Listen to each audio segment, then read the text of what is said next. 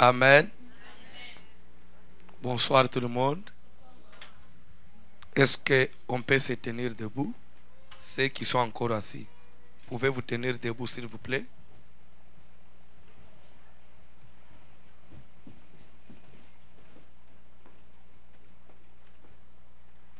On nous lit la Bible. Les livres d'Esther, chapitre 4e, à partir du 10e verset.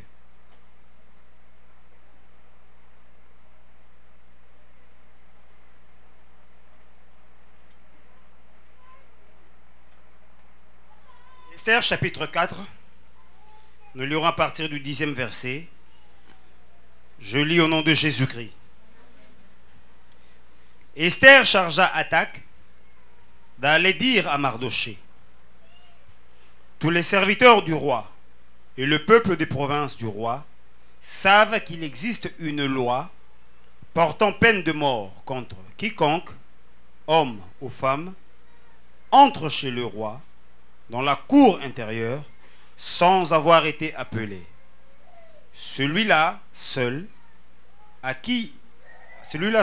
a la vie sauve, à qui le roi tend le sceptre d'or. Et moi, je n'ai point été appelé auprès du roi depuis 30 jours. Lorsque les paroles d'Esther eurent été rapportées à Mardochée, Mardochée fit répondre à Esther: ne t'imagine pas que tu échapperas seul d'entre tous les Juifs, parce que tu es dans la maison du roi. Car si tu te tais maintenant, le secours et la délivrance surgiront d'autre part pour les Juifs. Et toi et la maison de ton père, vous périrez. Et qui sait si ce n'est pour un temps comme celui-ci que tu es parvenu à la royauté. Esther envoya dire à Mardochée: va, rassemble tous les Juifs qui se trouvent à Suse, et jeûnez pour moi, sans manger, ni boire pendant 3 jours, ni la nuit, ni le jour. Moi aussi, je jeûnerai de même avec mes servantes, puis j'entrerai chez le roi, malgré la loi. Et si je dois périr, je périrai. Amen. Amen. Vous pouvez vous asseoir, parce qu'il y a moyen de reprendre le verset qui dit: ne t'imagine pas que tu échapperas seul d'entre tous les Juifs. C'est le 15e, 13e. Ok. Verset 13. Est-ce que quelqu'un peut souligner ce verset dans sa Bible? Le 13e verset. Reprenez le 13e verset. Mardochée fit répondre à Esther: ne t'imagine pas que tu échapperas seul d'entre tous les Juifs, parce que tu es dans la maison du roi. Amen. Amen. Que Dieu vous bénisse. Amen. Nous sommes dans un séminaire de restauration qui a pour thème « Malgré la loi, j'entrerai ». Et ce thème, nous l'avons tiré, nous l'avons extrait des paroles d'Esther, qui a envoyé un message à son cousin Mardochée pour lui dire: va,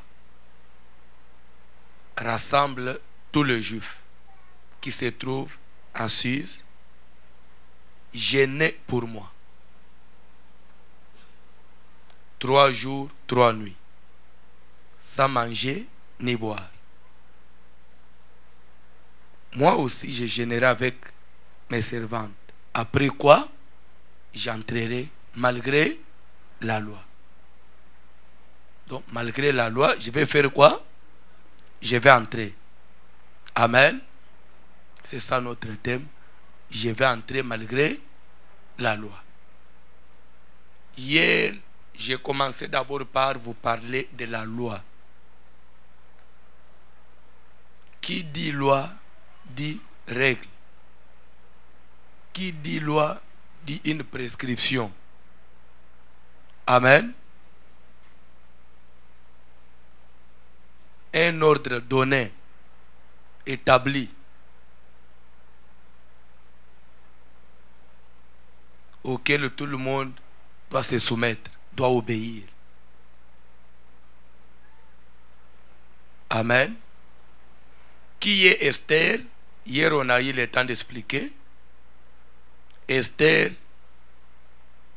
qui déjà était épouse du roi, donc elle était reine.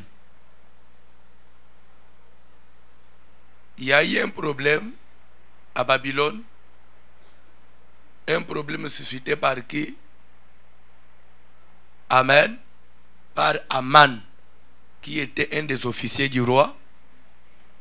Pour lui, chaque fois qu'il passe, tout le monde devait se prosterner.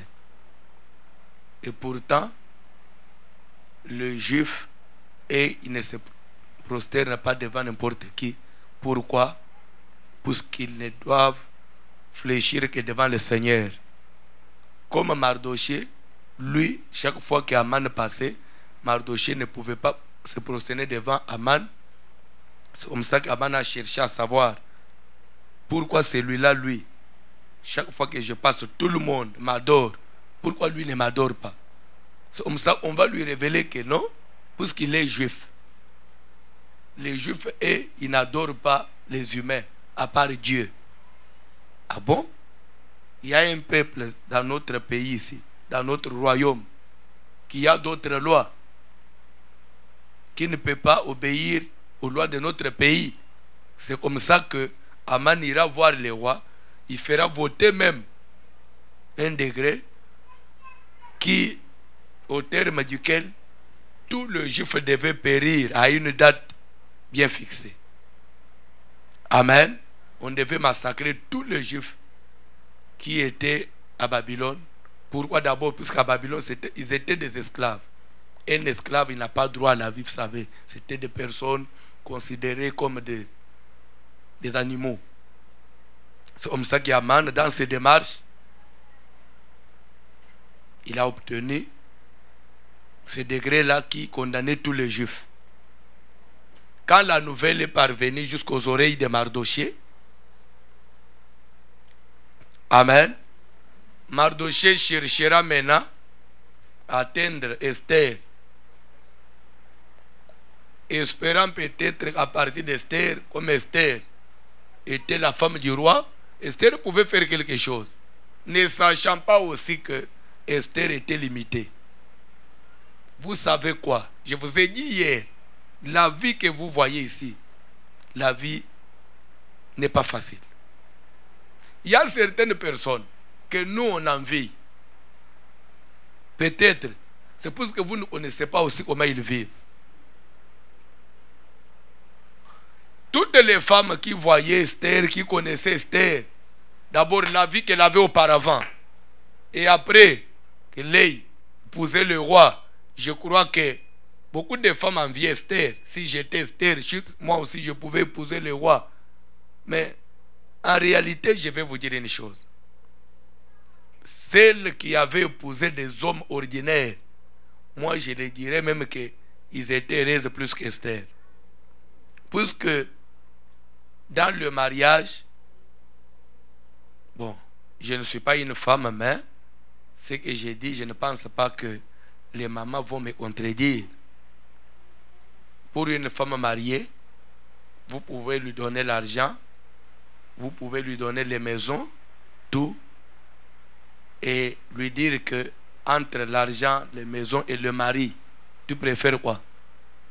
Pour une femme mariée sérieuse. Pardon? La femme, oui, l'argent, tout, mais d'abord, la femme, c'est son mari. Je ne sais pas si c'est ça. Esther était là, elle avait les gloires, elle avait les richesses, mais elle ne voyait pas le mari. Elle se nommait l'épouse du roi, mais elle n'avait pas cet accès-là auprès de son mari. Pourquoi? Parce qu'on dit, tout le monde sait qu'il existe une loi. Quelle loi? Portant la peine de mort à quiconque, homme ou femme. Cette loi n'épargnait même pas l'épouse du roi. Homme ou femme, quiconque entre chez le roi, sans avoir été appelé, homme ou femme, même son épouse, n'avait pas droit d'entrer chez le roi dans la cour intérieure. Pour y aller, il fallait seulement que vous soyez invité. Maintenant, quel est l'avantage d'être épouse du roi? Parce que vous êtes limité comme tout le monde. Un ministre qui veut aller chez le roi, il demande l'audience. Une personne ordinaire qui veut rencontrer le roi demande l'audience. Toi aussi, l'épouse du roi, vous demandez l'audience pour voir le mari. Quelle différence? Amen.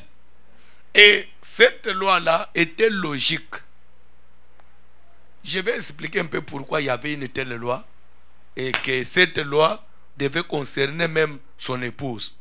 Vous savez, amen, depuis les anciens temps, depuis l'Ancien Testament jusqu'à nos jours, les hommes élevés, les autorités, les hommes riches, là, les stars, toutes ces personnes-là que nous envions, vous savez, ces gens-là, ils n'ont pas une vie ordinaire. Et surtout pour les autorités, pour les chefs de l'État, pour les rois, depuis l'Ancien Testament. Je vous donne, prenons l'exemple du roi Salomon. Vous connaissez le roi Salomon? C'était le fils de qui? Pardon? Salomon était fils de qui? De David. Salomon avait combien de femmes? Salomon avait combien de femmes? Au total, Salomon avait 1000 femmes. 1000 femmes. C'est-à-dire que vous comptez 1, 2, 5, 10, 20, 30, 90, 100, 200, 350, 400, 500, 900, 980, 1000. Et les 1000 femmes-là, 700, c'était des femmes où on avait doté. Et 300, c'était des concubines. Quand on parle de concubines, ça veut dire quoi? Parce que si, même à partir du livre d'Esther ici, vous pouvez comprendre comment ça s'est passé à l'époque. Parce que même quand on dit que Esther avait gagné le mariage, amen, après les concours, c'était Esther qui avait gagné le mariage, oui ou non? Mais d'autres vierges là, parce que pour gagner le mariage, on avait organisé un concours. C'est-à-dire qu'il y avait plusieurs vierges qui devaient tour à tour passer chez le roi, rester toute une nuit avec le roi. Et le lendemain matin, le roi devait maintenant donner, amen, Alléluia. La réponse, soit il vous retient, soit il vous libère. À part, parce qu'on avait besoin seulement d'une seule femme qui devait remplacer Vachi. Mais à part la seule femme qui doit être reine, il y a eu d'autres filles qu'on avait aussi retenues, qu'on n'avait pas renvoyées dans les provinces, qu'on avait retenues comme ses concubines. Donc les concubines là, c'était des concubines officielles. On vous donne des appartements.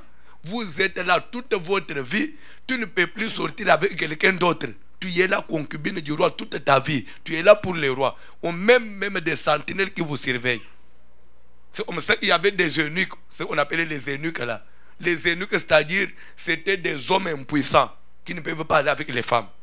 Et vous êtes là au service du roi pour surveiller ces femmes, pour qu'elles ne puissent pas déconner. Même si vous êtes au nombre de 1000 là, même s'il passe 1000 jours sans passer chez toi, toi tu es là, tu dois patienter, tu dois attendre. Même après 3 ans, tu es là pour le roi. Même s'il vient chez toi après 7 ans, toi tu dois attendre. Amen. Écoutez maintenant comment les choses fonctionnaient. Je prends l'exemple de Salomon. Il a 1000 femmes. Comment il va gérer ces 1000 femmes? Si aujourd'hui, il doit habiter avec la reine, l'autre femme là ne vont pas se retrouver. C'est comme ça que le roi avait sa résidence seul, uniquement avec ses travailleurs. Toi, la reine, tu es ailleurs, avec des serviteurs. Le roi, il est de l'autre côté.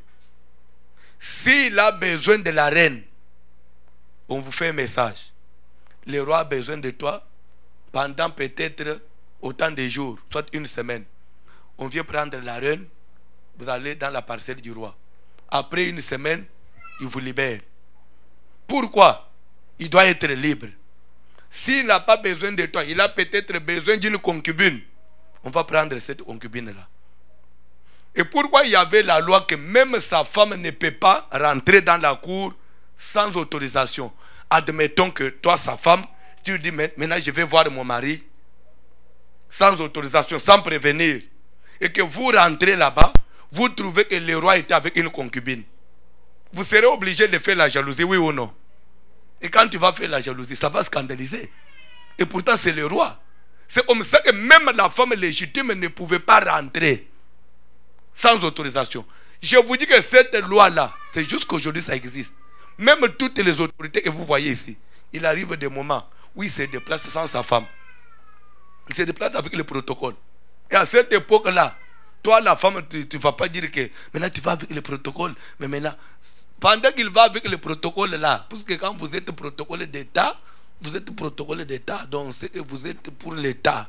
On dit protocole. Puisqu'un jour, une fille de mon église est venue me dire, papa, j'ai trouvé du travail. On m'a dit que je dois maintenant travailler. Bon, on me prend comme protocole d'État. Je dis, mais toi, tu es une fille de Dieu. Protocole d'État. Ma soeur, tu sais ce qui se passe là-bas? Il a dit quoi, papa? Je dis, mais quand tu vas chez l'État, c'est que tu deviens un bien public de l'État.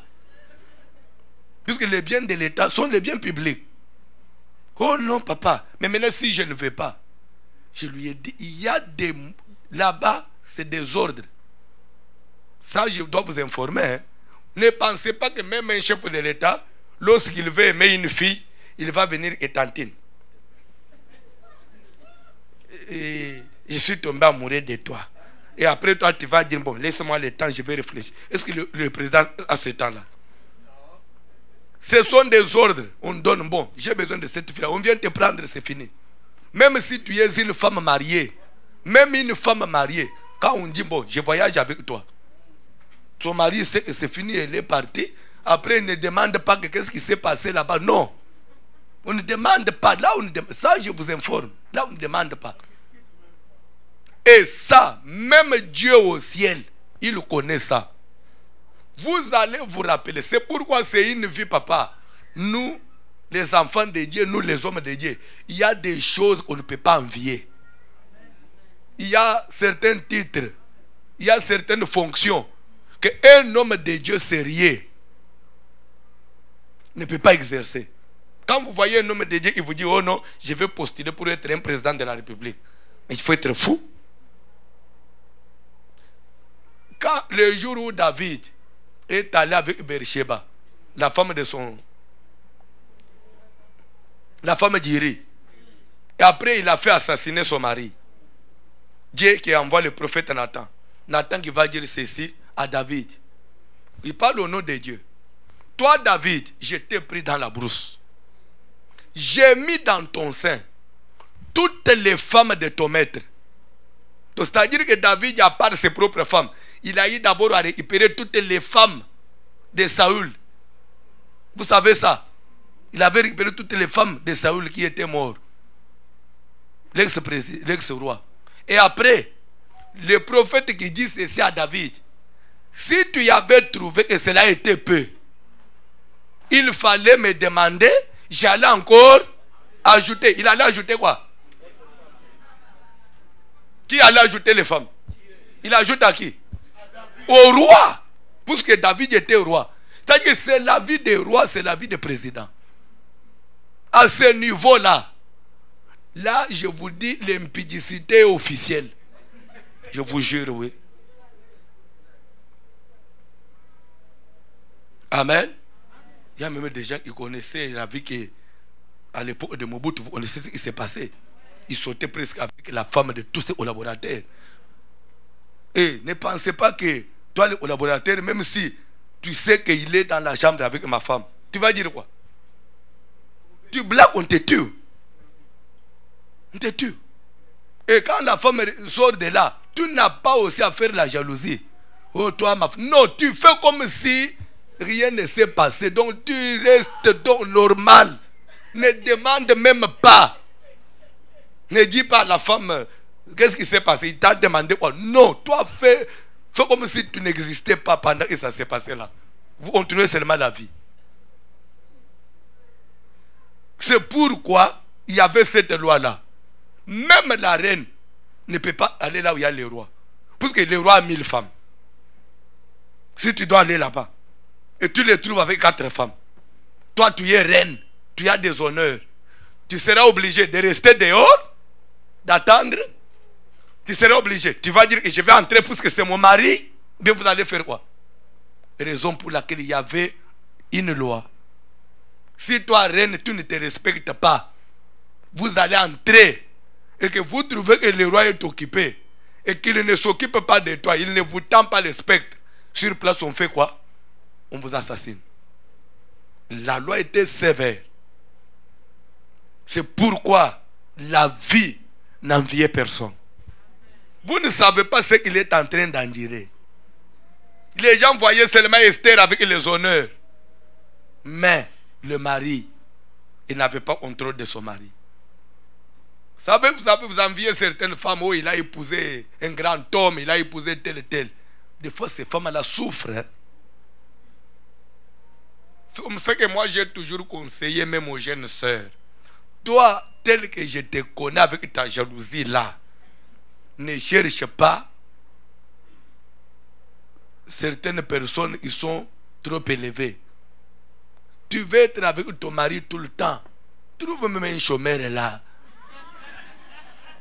Comme ça, tu es avec lui à tout moment. Oh non, je vais un ministre, je vais un ambassadeur. Vous allez souffrir, vous allez mourir avant l'âge. C'est toi avec ta jalousie là. Et bref, je vais aussi dire quelque chose. Toutes les femmes ne sont pas faites pour épouser les dignitaires. Amen. Puisque la Bible dit, la nature peut aussi nous enseigner. Vous admettez que la nature nous enseigne? Vous admettez que la nature nous enseigne? Vous permettez que je puisse me référer à la nature? Parce que la Bible dit, même la nature, c'est que des fois on peut prendre aussi certains exemples du monde pour faire comprendre les messages. C'est ce que Paul veut dire. C'est clair. Je vais d'abord vous prévenir parce que vous risquerez de dire comment un homme de Dieu peut prendre un exemple du monde Voici, l'homme avait pris l'exemple du monde. La Bible dit la nature elle-même. Quand on dit nature, on dit monde. Monde païen, monde naturel. Nous pouvons aussi tirer un exemple là-bas pour comprendre les choses. Je peux parler? Je peux parler? Est-ce que vous avez eu il y a quelqu'un qui a déjà eu à regarder le film d'un prince à New York? C'est la nature, non? Amen. Lorsque Hakim comme prince, pour se marier, on devait d'abord préparer la femme depuis l'enfance. La femme, là, on a préparé que toi, tu dois épouser le prince. Donc, il fallait une éducation. Elle devait être obéissante. Elle devait être soumise. Tout ça s'est préparé comme ça. Ce qui s'est fait c'est ça la vie normale. C'est-à-dire que même à l'époque, les femmes qui étaient destinées à épouser des rois, à épouser des autorités, on les préparait depuis l'enfance. Et raison pour laquelle aussi, je peux vous ajouter une vérité. Je peux vous dire quelque chose. Vous savez, l'église du Seigneur, elle est fiancée à qui? À Jésus. Jésus qui est qui? Jésus qui n'est pas un homme ordinaire, qui est le roi des rois et le Seigneur des seigneurs. Considérez, depuis que Jésus a fiancé l'église, est-ce qu'il a habité avec l'église? Il a laissé que les pasteurs, que les eunuques préparent l'église. Pendant autant d'années, avant que l'église puisse aller cohabiter avec Jésus, on est en train de préparer l'église. Pourquoi? Parce qu'elle est appelée à aller vivre avec le roi. Quand on épouse le roi, tu ne dois pas être n'importe comment. On doit prendre tout le temps de préparer l'épouse. Pourquoi? Parce que l'épouse est appelée à aller vivre avec le roi des rois et le Seigneur des seigneurs. Quand on épouse le roi, il faut être resté. Il faut passer par une formation. Il faut passer par une toilette d'une année. Il faut passer par un traitement. Épouser le roi. Il ne faut pas être n'importe qui. Église épouse du Seigneur. Depuis que Jésus a versé la dot, pourquoi il tarde? Il a besoin que son épouse soit formée, soit préparée, qu'elle soit prête. C'est pourquoi je vais vous dire une chose. S'il vous plaît, vraiment, ne me comprenez pas mal. Mais ce que j'ai dit, c'est la vérité.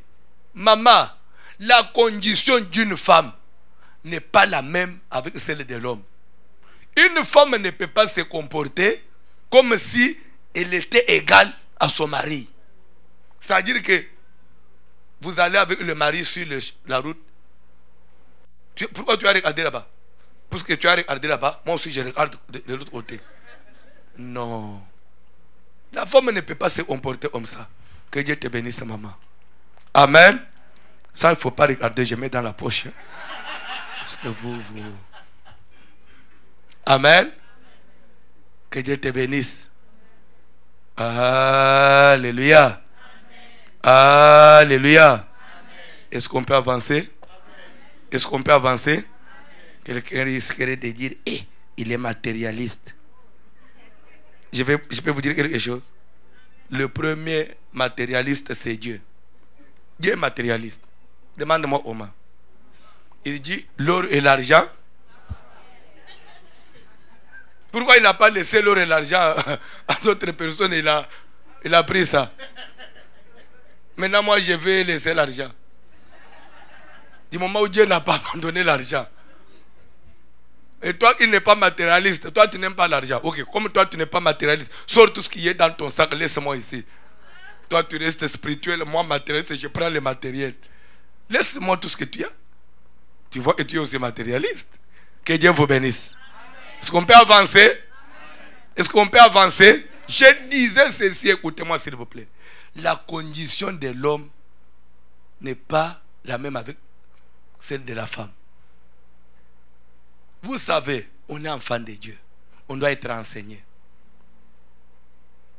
Ne croyez pas que puisque vous êtes au Canada, comme la loi vous autorise, comme peut-être on est en train de vous dire qu'ici au Canada, tu vois, tu peux même, tu vois, l'État il donne plus de l'avantage à la femme. Tu vois, ici, si tu fais ceci, l'État va te sécuriser. Tu vois, même si tu chasses ton mari, si tu dénonces ton mari qui te persécute, ça c'est vrai, ça c'est la loi. Mais la Bible dit quoi? Parce que n'oubliez pas qu'après la vie terrestre, le ciel existe. Toute femme qui a besoin d'aller au ciel doit se conformer à la parole de Dieu. La Bible dit, l'homme doit aimer sa femme. Celui qui aime ne maltraite pas. Oui ou non? Celui qui aime sa femme ne peut pas la faire souffrir. Oui ou non? Si quelqu'un fait souffrir sa femme, c'est qu'il ne l'aime pas. Et quant à la femme, la Bible n'a pas dit la femme doit aimer son mari. Non. La Bible dit la femme doit se soumettre.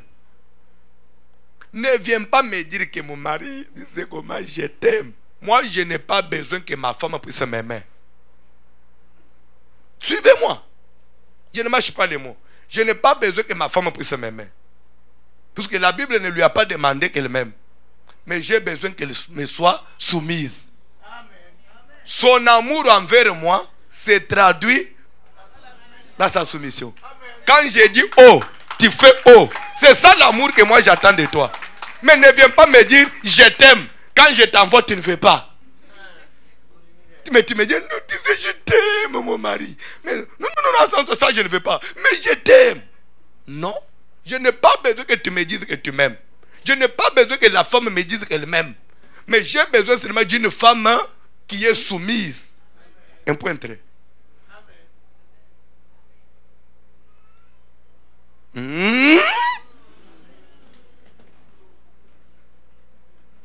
Femmes, soyez soumises à vos maris en tout temps. Comme l'Église est soumise au Seigneur, les femmes doivent aussi l'être en toutes choses à leur mari. C'est une loi. Et c'est ça la parole. Toute femme qui passe outre ne verra pas le Seigneur. Si tu fais le contraire de ça, tu ne verras pas Dieu. Que personne ne te trompe. L'Amérique, le Canada, l'Europe, tout, ce n'est pas le ciel. Après cette vie présente, la vie éternelle existe. Après la mort, l'éternité existe. Sache que ce que tu fais aujourd'hui, tu es en train de déterminer, soit après la mort, tu vas aller vivre avec le Seigneur, ou bien soit vous voulez aller vivre dans l'enfer.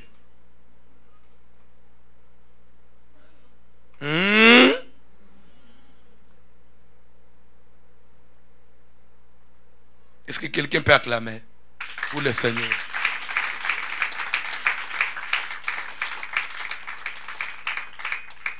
C'est-à-dire que depuis la Bible,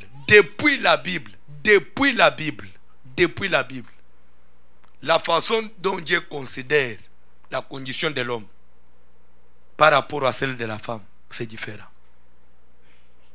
C'est différent.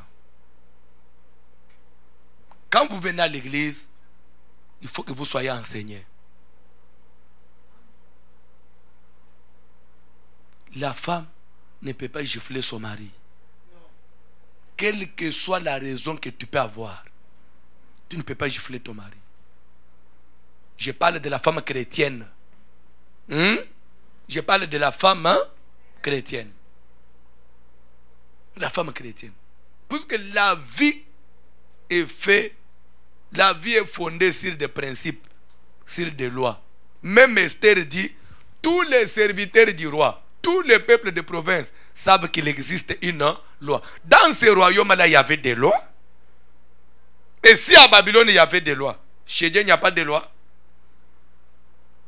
Et je vous ai dit hier, la loi de Dieu n'est pas venue suite au péché, non. La loi existait même avant le péché. Il a créé l'homme à son image. Il a créé l'homme et la femme.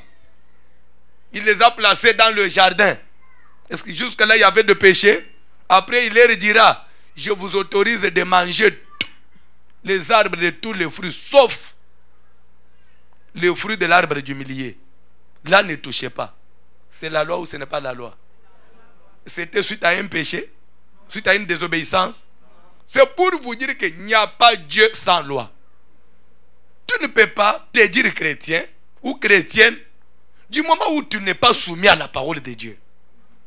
C'est que la Bible dit, toi tu fais le contraire. Mais tu es chrétien puisque tu viens à l'église. Tu es chrétien puisque tu as ta Bible. Tu es chrétien puisque dans ton véhicule, ce sont les chansons chrétiennes religieuses qui jouent. Ou bien puisque au salon, vous avez mis la photo de Jésus. Parce qu'il y a même des gens qui mettent des photos de Jésus-Christ. Jésus n'a pas de photo. Cette photo-là, que vous appelez Jésus-là, ce monsieur-là, c'est un Anglais, c'est quelqu'un de... D'ailleurs, j'ai des messages qu'il a publiés sur Facebook. Ce monsieur-là, des films de Jésus. Je ne sais pas si vous avez déjà lu ça. Il a demandé aux gens de ne plus les considérer comme tels, puisqu'ils risquent d'avoir des problèmes avec Dieu. Il a dit, moi je ne suis qu'un commerçant. J'avais joué ce rôle-là, j'ai cherché l'argent. Mais moi je ne suis pas Jésus. Comment vous commencez à porter même ma photo? Vous prenez l'effigie, vous dites que je suis Jésus. Je ne suis pas Jésus, je suis un acteur. Puisqu'à l'époque de Jésus, il n'y avait pas de caméra. À l'époque de Jésus, il n'y avait pas des appareils photo.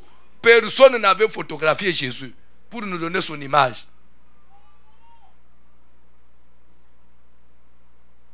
Ne mettez pas ça dans votre maison. La photo de Jésus n'existe pas. D'ailleurs, la Bible dit, Dieu est esprit. Il faut que ceux qui l'adorent, l'adorent en esprit, pas avec des images. En esprit. Pas avec des images. Chrétien, où es-tu? Pourquoi tu dors? Pourquoi vous voulez considérer ce qui est de futilité au lieu de considérer l'essentiel? Que Dieu bénisse quelqu'un. Que Dieu bénisse quelqu'un. C'est comme ça qu'aujourd'hui nous avons des chrétiens qui fêtent la Pâque. Qui fêtent la Pâque.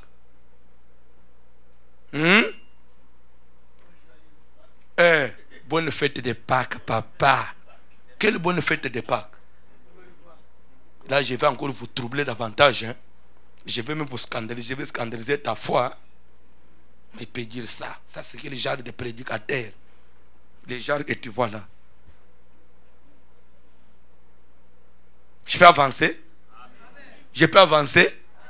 Bonne fête de Pâques. Et vous allez trouver même des chrétiens à cette date-là. Il envoie son pasteur. Papa, joyeuse Pâques. Mais ça, c'est un scandale. C'est comme si vous insultez votre pasteur.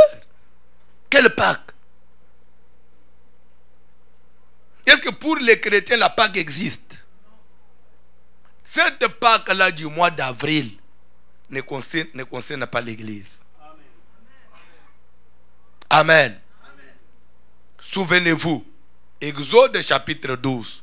Si vous lisez tous ces chapitres-là, la Bible dit Dieu parla à Moïse, parle aux enfants d'Israël, que chaque maison, chaque famille qui se cherche un agneau mâle, âgé d'1 an, sans tache, sans défaut, vous les conserverez jusqu'au 14e jour. Et le 14e jour, entre les 2 soirs, vous allez l'immoler. Vous les mangerez à la hâte, avec bâton à la main, sandales aux pieds, avec des herbes amères. Amen. Pendant la nuit là, c'est ça, ce qu'on appelle Pâques pour Israël. Et vous prendrez de son sang, vous allez mettre sur les poteaux de votre maison, de la porte et les linteaux. Et cette même nuit-là, moi je passerai. Et je vais exterminer tous les premiers-nés en Égypte, en commençant par les premiers-nés des hommes jusqu'à ceux des animaux. Les garçons, bien sûr. Et cette même nuit-là, vous sortirez. Cet agneau-là, que vous allez immoler entre les 2 soirs, cet animal-là, Dieu dit, c'est la Pâque de l'Éternel. La Pâque c'est l'animal qu'on doit immoler là. Ça s'appelle l'agneau pascal. C'est ça la Pâque. Donc la Pâque se mange. Donc quand vous mangez l'agneau là, vous avez mangé la Pâque. Et Dieu va dire à Moïse, vous garderez les souvenirs de ces jours. Chaque fois, quand vous allez arriver à cette date, vous devez faire ça. De génération en génération. Lorsque vos enfants vont vous demander, mais papa, pourquoi à cette date, on doit manger un agneau de cette façon? Vous leur direz que nos ancêtres avaient été esclaves en Égypte. À partir de cette cérémonie, c'est comme ça que Dieu les avait visités. Dieu les avait libérés. Comme ça, vos enfants auront quand même le souvenir que Israël était Égypte, esclave en Égypte. Et cette Pâque-là du mois d'avril ne concerne que Israël, le peuple juif dans la chair. Ça ne concerne pas les Canadiens, ni les Américains. Quand Jésus est venu, parce que vous allez comprendre une chose, il ne faut pas ignorer. L'évangile ou le salut que nous avons, nous ne l'avons pas eu grâce à Moïse. Même pas grâce à un prophète. D'ailleurs, à l'époque, Dieu n'était que le Dieu d'Israël. Nous, les nations, on nous considérait comme des animaux. Nous étions des oliviers sauvages. Oui ou non? On n'avait pas droit au salut.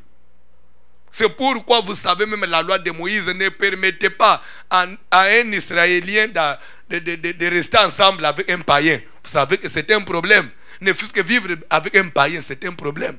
Même toucher un païen. Un païen, c'est-à-dire quelqu'un des nations. Quand Christ est venu, parce que Jésus est mort à l'époque de la Pâque. Vous savez, non? Il est mort à l'époque de la Pâque. C'était à la fête de Pâques que Jésus est mort.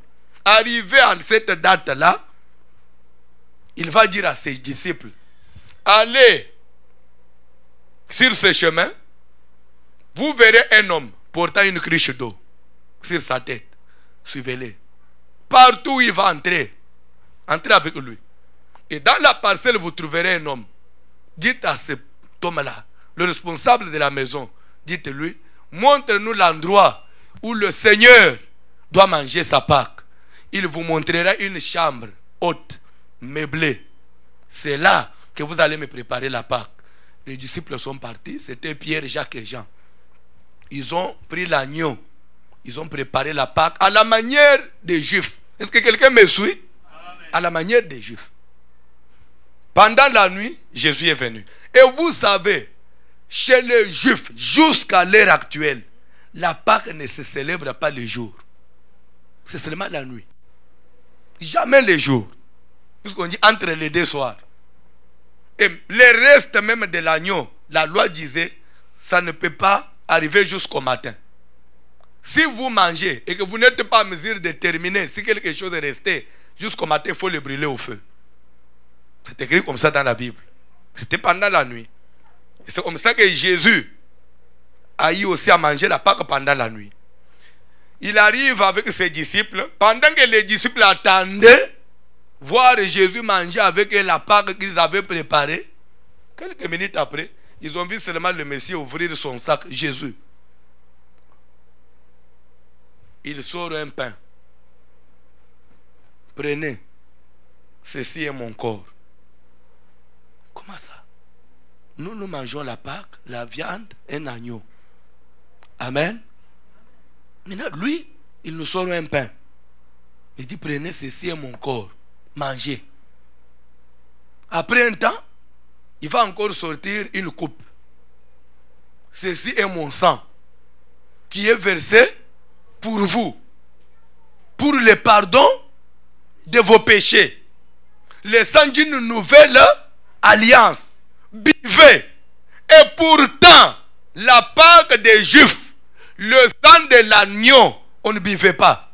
On mettait sur les poteaux et sur les linteaux. Maintenant, lui nous sort la coupe, il dit, buvez mon sang. Non, mais ça c'est la sorcellerie. Depuis quand on peut manger la chair d'un homme et boire son sang? Il y a des gens qui étaient partis ces jours-là. Ils ont quitté l'église. Vous savez, il y a certaines personnes, papa, qui quittent l'église croyant qu'ils ont raison. Parce que ceux qui étaient aussi partis ces jours-là, ils croyaient qu'ils avaient raison. ils ont bien agi puisqu'ils n'ont pas voulu participer à la sorcellerie de Jésus. Ils se sont sauvés. Et pourtant, ils étaient perdus. Vous savez, certains raisonnements que vous avez à l'église, tu crois que tu as raison. Tu es dans l'erreur. L'ignorance tue. Si tu ne connais pas bien les choses, demande qu'on t'explique. Ne sois pas pressé à prendre des décisions. Ces derniers temps, je ne vois pas l'église claire. C'est comme si pasteur, il a touché aux choses. Quelles choses? Si tu veux voir clair, clair c'est la Bible, c'est la parole, c'est ça la prédication, comme nous prêchons là. Si tu ne comprends pas, demande. C'est ça le moment où on doit voir clair. Mais quel est l'autre clair que toi tu veux voir? Si tu ne vois pas clair, demande la lumière. Quand on voit flou, on fait comment? On cherche la lumière. Est-ce que je peux continuer? C'est pas si je peux continuer. C'est son dit non, on boit son sang. On doit manger sa chair. Il dit ceci: faites ceci en mémoire de moi. Chaque fois que vous mangez ce pain et vous buvez cette coupe, c'est que vous annoncez ma mort jusqu'à ce que je vienne. Et j'évolue avec vous. Il finit comme ça avec les disciples. Et Paul vient maintenant. Il va dire ceci: ce que j'ai appris du Seigneur, c'est ce que je vous ai enseigné. Qu'est-ce que j'ai appris? Qu'est-ce que j'ai vu le Seigneur faire? C'est que le Seigneur Jésus, dans la nuit où il fut livré, prit du pain. Amen. Après avoir rendu grâce, il est remis à ses disciples. Il prit aussi de la coupe. Il donna à ses disciples. Et Paul va ajouter quelque part: faites disparaître les vieux levains, puisque vous êtes sans levain, car Christ Jésus, notre Pâque, a été immolé. Vous avez appris la grammaire au même titre que moi. Quand on dit notre, c'est un pronom possessif qui indique l'appartenance. Ce qui est à nous. C'est que le reste là n'est pas à nous. Christ notre Pâque. C'est que l'autre Pâque n'était pas la nôtre. Notre Pâque à nous, ce n'est pas la Pâque du mois d'avril, c'est la Pâque de Jésus, le pain et le sang. Et le pain et le sang, Jésus a dit, chaque fois que vous le faites, ça n'a pas de date. Pourquoi ça ne peut pas avoir de date? Les Juifs sont sortis de l'Égypte. Tout le monde a une seule date le même jour. Toute la nation est sortie de l'Égypte. Oui ou non? Mais moi et toi, on n'a pas été sauvés le même jour. Toi, tu t'es converti le même jour que moi. Comment nous allons avoir une date fixe?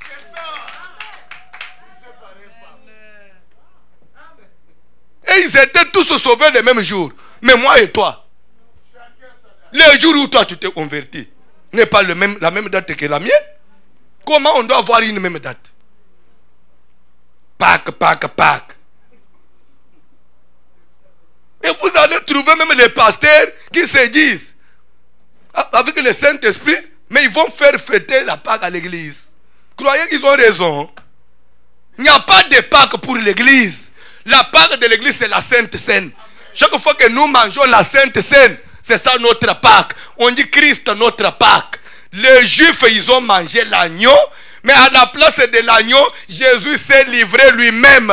Raison pour laquelle Jean-Baptiste, quand Jésus venait au baptême, Jean, au lieu de voir un homme, lui dit: voici l'agneau de Dieu qui ôte les péchés du monde. Jésus, en venant dans le monde, il n'est pas venu comme un homme, c'était l'agneau pascal pour notre salut. Si le juif avait été sauvé dans l'animal, nous on n'est pas sauvés à travers l'animal. Je vais vous dire quelque chose.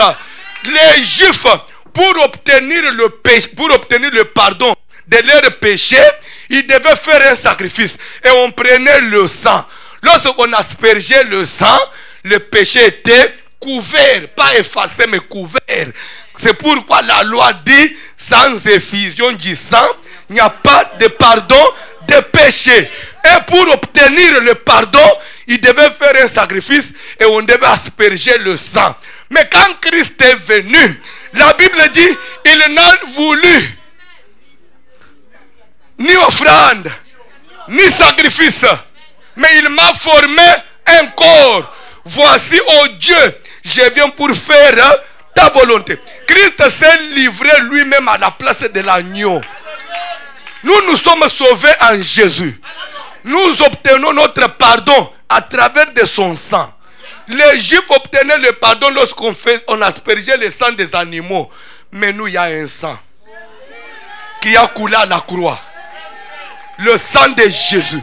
C'est pourquoi vous ne pouvez pas réduire le travail de la croix pour retourner à la Pâque des Juifs.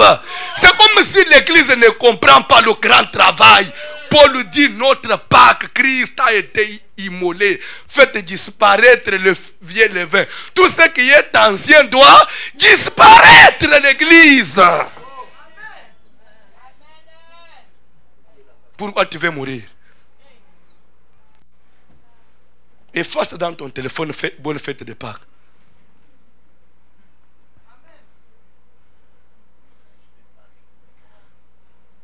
Pasteur, pourquoi nous on n'a pas fêté la Pâque? Tu ne peux plus fêter la Pâque. Chaque fois qu'il y a Sainte Seine, nous fêtons la Pâque. À la manière des chrétiens. Toi, tu n'es pas juif dans la chair. Est-ce que tes ancêtres étaient en Égypte? Toi, si tu as fêté, il faut fêter l'indépendance de chez vous. J'ai prêché la parole de Dieu. Est-ce qu'on peut avancer? Malgré la loi, j'entrerai. Esther, épouse du roi. Mais il y avait une loi. Cette loi-là ne permettait pas à Esther de voir le mari à tout moment. Mais elle portait l'étiquette de la reine, l'épouse du roi. Mais il y avait une loi qui l'empêchait de voir son mari à tout moment. Et voir même que il y a eu quelque chose. Il y a eu un massacre. On devait massacrer tout son peuple. Esther, il fallait faire quelque chose. Mais Esther ne savait pas intervenir. Parce que pour intervenir, il fallait qu'elle puisse rencontrer le mari. Mais la loi lui interdisait. C'est comme ce qu'il va dire à Mardoché. Tous les serviteurs, même le peuple de ce royaume, ils savent qu'il existe une loi. Et écoutez maintenant le verset 13. Mardoché va répondre à Esther. S'il vous plaît, si j'avais demandé qu'on puisse lire pour la deuxième fois ce verset, c'est parce qu'il y a un message dedans. Mardoché va faire dire à Esther, ne t'imagine pas que tu échapperas. Pourquoi? Parce que face à tout ça, Esther pouvait rester calme. Elle pouvait se dire, même si on va massacrer le juif, moi je suis reine, je suis épargné, oui ou non? Mais Mardoché va lui dire que même étant reine, tu ne seras pas. Ça veut dire quoi? Je suis venu dire à quelqu'un qui m'écoute ce soir dans cette église. Ne t'imagine pas que puisque tu as un bon travail et que tu as un contrat indéterminé et que toi tu vas échapper au combat du diable. Il y a des gens qui pensent que comme toi tu as un bon mariage et que tu as des enfants et que tu échapperas. Le monde entier est soumis aux lois et aux principes. Raison pour laquelle personne n'échappe sur cette terre. Même le président des États-Unis, il a aussi son combat. Vous savez qu'il a aussi des problèmes sérieux. Même les milliardaires, ils ont des problèmes. C'est pour cela, vous allez trouver quelqu'un qui a beaucoup d'argent, mais sa femme meurt d'un cancer. Mais il a l'argent. Pourquoi il n'a pas pu résoudre? Qu'est-ce que vous croyez? Tu te crois bien? Parce qu'aujourd'hui, toi, tu touches de l'argent. Tu te crois bien? Tu crois que tu échapperas? Toi, tu connais dans 2 ans ce qui peut vous arriver? Tu négliges l'église. Quand on vous invite, tu donnes plus l'importance à ton travail. Tu crois que ceux qui viennent à l'église, ce sont des chômeurs? Puisqu'ils n'ont pas à faire, c'est pourquoi ils doivent venir à l'église. Toi, tu es toujours occupé. Esther, tu crois que tu vas échapper à cause d'un bon mariage? N'oublie pas que tu as le sang juif. N'oublie pas que tu as le sang juif. Dans ta famille, là, il y a aussi des lois. À un certain moment, ça peut vous réclamer, mon frère. Ne vous moquez pas de l'église. Pourquoi toujours des séminaires? À ce moment où les gens doivent aller chercher de l'argent, le pasteur met un séminaire à l'église. Lui ne sait pas que les gens doivent travailler. C'est bien de travailler. Mais n'oublie pas qu'il y a des lois dans ta famille. N'oublie pas ton combat que tu as. N'oublie pas que ton grand frère qui est décédé il y a 3 ans, il touchait plus que toi. Ton père est où aujourd'hui? Ta grande sœur est où? Elle aussi avait un bon mariage. Qu'est-ce que tu vas me dire? Qu'est-ce que toi tu as d'extra? Pour minimiser, pour même critiquer l'église. Esther, tu ne veux pas faire quelque chose, tu ne veux pas combattre. Qu'est-ce que tu crois? Puisque tu es dans la maison du roi et tu crois que tu échapperas au massacre, fais quelque chose. Mettez-vous en tête l'exhortation de Mardoché afin que la reine qui avait tout, Esther va gêner pendant 3 jours. Papa, Esther doit gêner pour chercher quoi? Il a l'argent. Esther, tu gênes pourquoi? Tu es l'épouse du roi. Esther, tu gênes pourquoi? Elle a gêné, pas par rapport d'abord à elle-même, mais par rapport à un massacre. Ce massacre qui devait toucher tous les juifs. Esther a compris que si ça doit toucher le juif, moi aussi comme ayant le sang juif, même si j'ai tout ce que j'ai, je peux partir. Considère un peu dans ta famille la façon dont les gens meurent. Ce n'est pas flou. C'est clair? Tu ne vois pas que c'est dans des conditions un peu bizarres. Et c'est presque la même façon. Même ceux qui avaient un peu beaucoup d'argent, des fois l'argent disparaît comme ça. Comme du sel qui est en train de se dissoudre dans l'eau. Attention avec la vie, hein. Mon frère, on ne se joue pas de la vie. Ce monde est soumis à des principes. Le monde est soumis à des principes. Le monde est soumis aux lois. S'il vous plaît, je crois que c'est là que je vais commencer demain. Je vous donne seulement une petite en passant seulement. Je vous mets un peu du sel sur la langue. Comme on dit chez nous. Vous savez, Jacob n'était pas païen. Jacob pouvait dormir et avoir des visions. Le ciel ouvert, les anges qui descendent et qui montent. Un tel homme qui marchait avec Dieu, Jacob avait été béni par Dieu depuis le ventre de sa mère. Il était encore dans le ventre. Rebecca qui va consulter Dieu, la prophétie lui dit, ne t'en fais pas. Ce n'est pas quelque chose d'étrange, sauf qu'il y a 2 nations dans ton ventre. 2 peuples se sépareront au sortir de tes entrailles. Mais l'un de ce peuple sera plus grand que l'autre. Le plus jeune va dominer le plus grand. Et le plus jeune, c'était qui? C'était Jacob. Qui parle de Jacob? Qui a prédit, qui a parlé de l'avenir de Jacob? Il sort de là. Un jour, Isaac veut bénir son grand frère Esaü.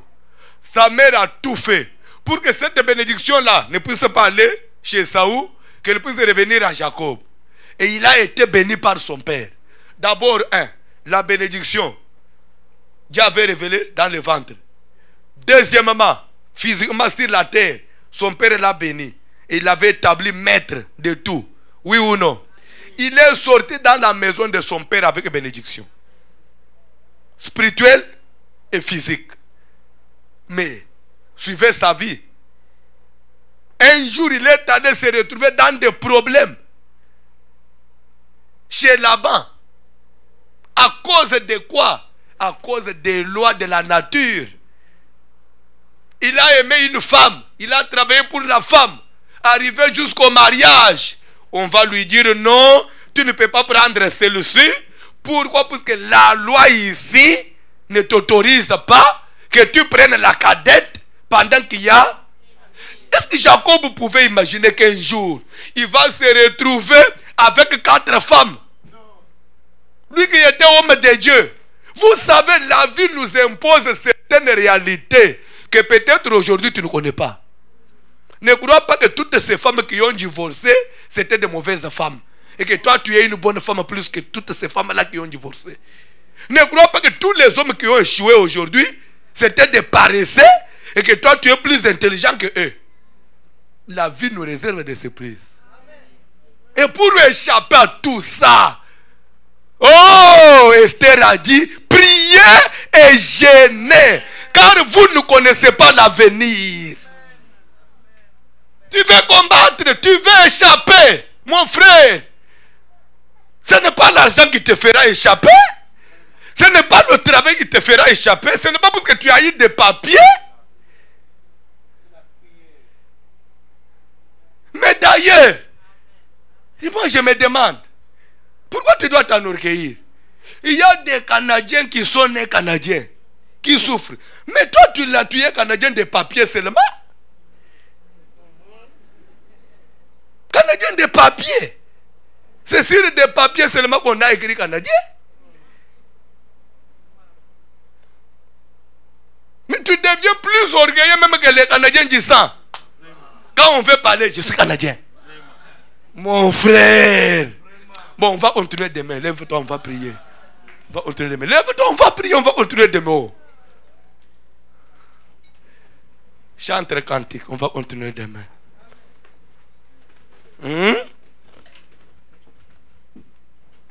Malgré la loi. Mais pour entrer, il faut jeûner, prier pour affronter la loi. Il y a la loi, mais je dois prier. Et après quoi, j'entrerai. On n'affronte pas la loi sans la prière. On n'affronte pas le diable sans la vie de discipline, sans les sacrifices. Sans les sacrifices. On ne peut pas affronter les maladies des familles sans sacrifice, sans jeûne. Avec des paroles en l'air. Moi, on ne me fera rien. Avec sur base de quel pouvoir? Ta mère aussi disait ça? Où elle est aujourd'hui?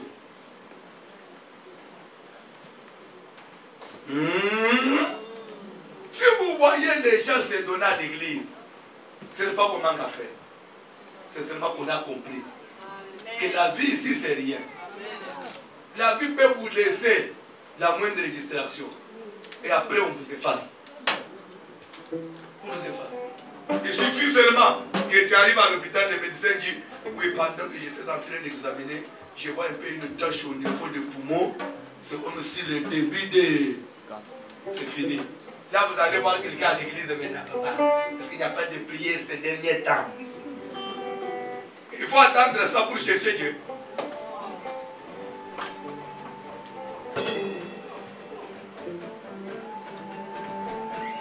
Il faut attendre que tu aies un enfant malade pour venir à l'église chercher Dieu.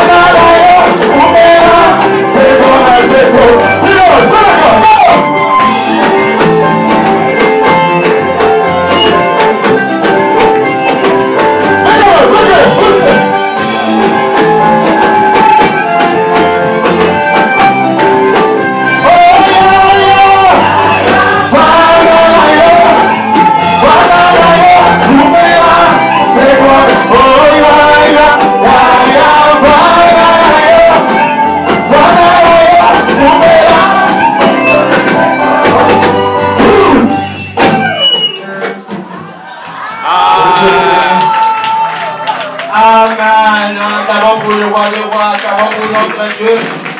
Bien-aimé, la souvent dit que Jésus est bon. Amen.